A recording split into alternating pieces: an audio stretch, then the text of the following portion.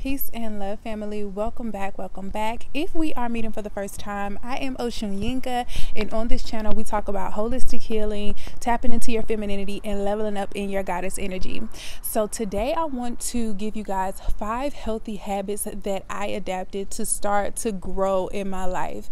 Now when I say grow, I'm talking about all aspects of my life, in my finances, in my relationships, in my environment, my resources. Everything in my life began to grow when I started to adapt some of these habits. Yinka. I'm the spiritual type, and I'm a boss too. I'm a strong black woman. I can teach you femininity, the life of luxury. Come chill with me, and let me show you. So most of you do not know me prior to, my platforms being created. So I want to kind of give you a backstory of who I was before you say, oh, well, that's easy for you to do. That's easy for you to say. And I could say this is maybe like 5 years ago. I was known for always having a bottle of Hennessy on me. Like, I don't care where we're at, whether it's a baby shower, birthday party, I was always, you could guarantee that I had a bottle of some type of liquor on me, but preferably some Hennessy on me somewhere. I used to smoke a pack of Black & Milds every other day. At one point I was smoking cigarettes, but I didn't smoke cigarettes that long. But I was smoking Black & Milds every other day. I couldn't keep a job. I've never been a great employee, but I couldn't keep a job. The longest I've ever had a job was probably like maybe 13, 14 months. I was never able to keep a functioning relationship. And when I mean functioning, like a relationship that was actually progressing me, actually helping me. I used to beat up on my exes. I used to get into it all the time with other women. Like, I was just crazy, y'all. I was just out here living my worst life, okay? I was not being productive with my time. I did not value my time. I did not value my body. I was eating, of course, all the highly processed foods, and I was diagnosed with gallstones when I was 19, but that didn't stop me from still eating a very poor diet years after that. Like, everything in my life was just so chaotic. I used to date a lot of drug dealers or people who were just doing illegal things, okay? And it wasn't until I got robbed. It wasn't until I got robbed by one of the guys that I was seeing. He stole my rent money. At the time, my rent was probably like $487. This was my first apartment. Lord, rent used to be less than $500, y'all. So I was living by myself, and I was dealing with this guy, and of course, he talking about he gonna flip the money or whatever, blah blah blah. He ended up just taking the money, running off with it or whatever. He got his karma back, of course, but that had to happen to me twice. Like, it wasn't my rent the second time. It was still, a good amount of money, but it wasn't my rent.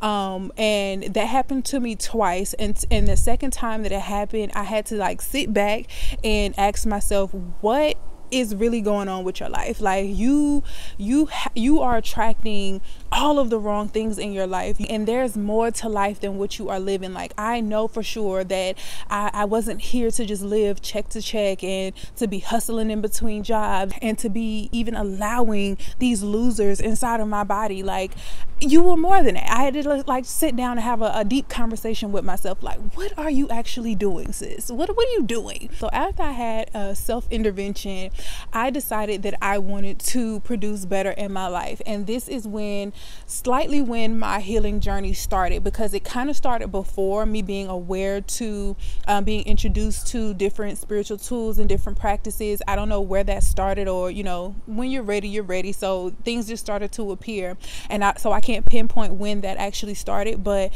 when these events started to happen, that's when the veil was lifted, and I was just like, okay, something has to change. So first thing that I had to do was assess where I was. I had to look and see, where in my life am I struggling the most? The first thing was my health. I have found myself almost 300 pounds, and I remember in high school always telling myself, if I ever get to 300 pounds, y'all can go ahead and chop my head off, because obviously I don't even care about myself. And I found myself not even that far later, maybe like 3 or 4 years later, almost at 300 pounds. I think I was like the highest I weighed, or that I actually stepped on the scale and saw, was 289 pounds. So I'm looking at myself on a scale. Like, I used to be afraid of the scale. I used to run away from the scale. And the first thing I had to do was actually face how much am I actually weighing? Because right before the pandemic, I started working from home. So I'm gaining all this weight, and I didn't have to do too much. Like, I'm a spandex type of girl. Like, I don't really like wearing pants at all. So I was either in leggings or I was in a dress, and whatever the dress was kind of bodycon or something stretchy. So I didn't have to actually face me putting on a pair of jeans and not being able to fit them. And so I assessed where I was, not just with my weight or with my health. I assessed other areas of my life. Okay, you just got your degree. What are you doing? What are you doing as far as your education? You know for sure that you are not built to be an employee. You know for sure that you do not have the mental capacity to be anybody's employee. So how do you want to make money? How do you want to put your impact on the world? If you're not going to be told what to do, who are you going to employ? How are you going to start to build communities and be a leader? Because I was always that person I was always a go-to person that people came to for advice. So I was like, how can I monetize my gifts? Because I know I'm gifted. I knew I was spiritually gifted. I knew I was smart. I knew I was a leader. I knew all of those things, but I had to ask myself, how am I going to monetize them? So the first thing was assessing my problem areas. The second thing was, how did I get here? After I see exactly where the problem is, how did I get here? When I look back and looked at everything that was going on, when I asked myself, how did I get here? It was a slow but steady slope down every year in college, not wanting to be there, but still graduating because I got to finish what I started. Then it went to, my self-esteem, with me dating someone who was beneath my standards, and then by default, me lowering my standards. I used to, freshman year of college, I was changing up 2-3 times a day, switching up my outfits, my hair, switching up my wigs, switching up my outfits. I always kept my nails done, but that was my personality, always looking my best and presenting myself the best. When I started dating this guy who, had a little bit more humble beginnings, I started to wear sweats all the time and, big t-shirts all the time, and not really care if I had my hair done or my makeup done.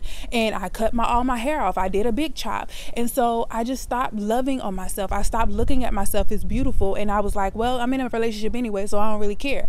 So I started just slowly lose my confidence. And then I looked up in the mirror one day and I just could not recognize myself.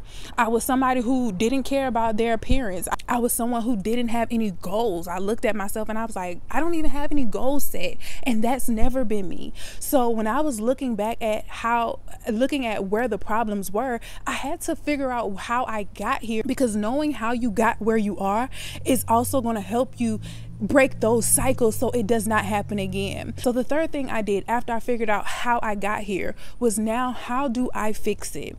How do I now change and not necessarily go back to who I was, because I'm not the same person. I've lived through some things, I've had some experiences. A lot of times we try to get back to where we were. You don't want to go back to where you were, because you still had to go through those trials and tribulations to get to where you are right now. You don't want to go to who you were before them. You want to adapt and figure out, who is this new you, with those lessons attached, with those problems, teaching you things that made you stronger to what you are today. So how do I now figure out who I am right now, with the traumas, with the abuse, with the abandonment? How do I go and now address this version of myself and now start to love this version of myself?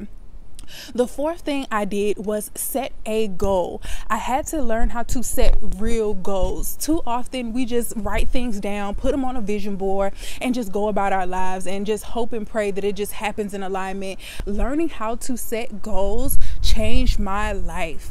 Learning how to actually set and achieve goals. I had been losing for way too long.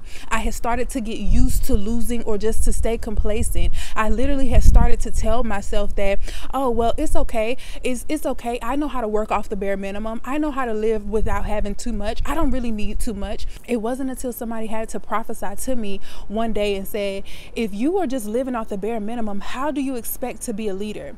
How do you expect to have an impact on the world if you're living just for yourself. It is very selfish to say, oh, I didn't need it. I used to be that person who's like, oh, well, I have a lot of amazing experiences. I don't have to have all this money. I don't have to have all these things, these material things, because I'm good without them. And it's not about the material gain. It's not about having all the money in the world. But when I only have just enough for me, that means I can't bless somebody else. I'm not pleasing God because I'm not using my gifts to my highest ability if I'm not serving others. My life is not for myself. My growth is not for myself. My problems, my testimonies, they are not for myself. They're for me to share it with other people so that they can overcome, so that they can tap into their God conscious, and so that they can level up. I had to realize that the bubbly personality that I used to have and being the life of the party and the go-to person, all of that was stemmed because I always had some liquor in my system. I always was high. I always had some type of liquid courage in me that made me seem like I was the go-to person, that made me the hype girl that everybody wanted to be around in a party. That made me that. When I took all of those extracurricular things out of my life, I became very introverted. I became very protective of my space, very protective of my energy, because I realized that most people really only love that toxic version of me. It made me realize most people did not care about whether I was happy. They didn't care about whether I was, doing my best because I made it look good. Nobody knew that I was depressed for years. Nobody knew that I was suicidal. Nobody knew that I didn't love myself, that I didn't have any self-esteem. Nobody knew that because I made it look good. So when I was sitting with myself, I kind of got scared to actually start to let the world see who I was, because I'm like, I'm not who they really think I am. I'm really not this confident person. I'm really not that girl. And so I had to ask myself, how do I fix low self-esteem? How do I fix inconsistency? How do I fix not having purpose and not having passions about things? How do I fix all of that?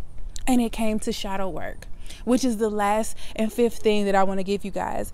It came down to shadow work. This is how we fix it. I had to actually start to journal and talk about the things, writing letters to my abusers, writing letters to people who disappointed me, the abandonment issues that I had, the abuse that I had to endure growing up. Not only did nobody ever see those things, but I never expressed those things either. I thought that it was normal. I thought that it was okay. I thought that, most Black families are dysfunctional. This is just how it is. And it wasn't until I started my healing journey to start stripping everything in my life that wasn't conducive to my highest self.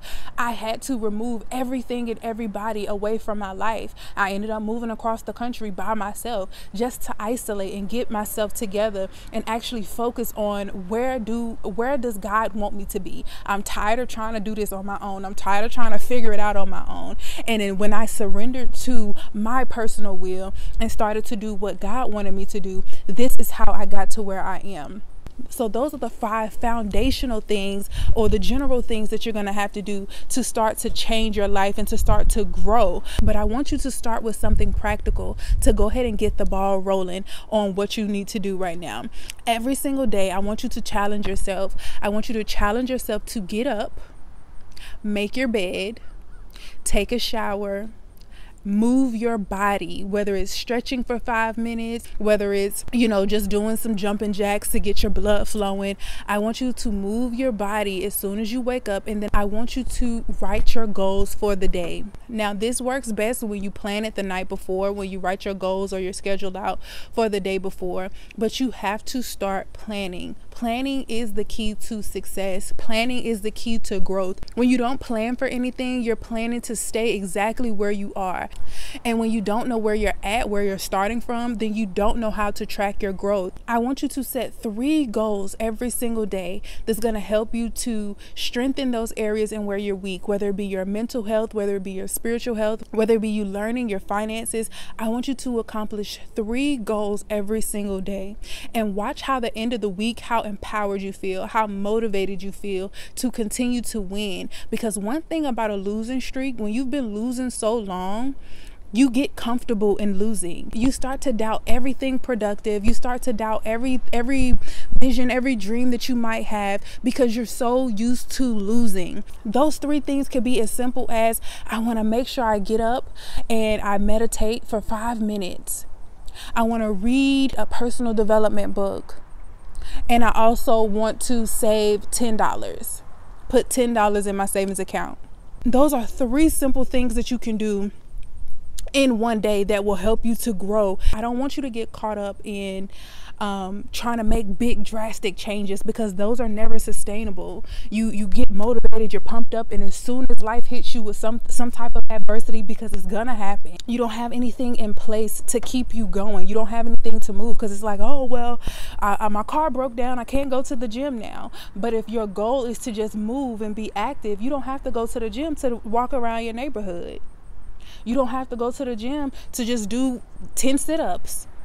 So when you give yourself small goals, just 3 small goals every single day. When you wake up, you need to get your body moving, you need to drink you some water, and you need to set 3 goals for the day and challenge yourself to achieve those 3 goals. These are my 3 priorities for my mental health, for my spiritual health, for my physical health. We hear this all the time, but people really don't understand the fact that when your body, when you are in a great physical place, it makes it easier. It makes it easier. A lot of times we think that procrastination just comes from fear. I was somebody who was taught that as well, that when you are procrastinating, it's just because you have fear of what's on the other side, and that has some truth to it. But most of the time, procrastination comes from fatigue, because you're overwhelmed, because you're tired, your body is tired, your mind is clogged up because you're eating highly dense food and you are not active at all. Your body is sluggish all the time, so you don't even have the capacity to feel productive, to feel active, and to want to do more and produce more. So let me know down in the comments, what are the 3 areas that you need to work on the most? It doesn't matter which one it is. I'm here for you and I'm supportive of you wherever it is in your life. Where you are is perfectly fine. Those 3 things with small steps every single day, that this time next year your entire life will change. Let me know down in the comment what those 3 things are. If you are not subscribed to the channel, I challenge you to do so, because there's plenty more videos where this came from, and I want to see you in the next one.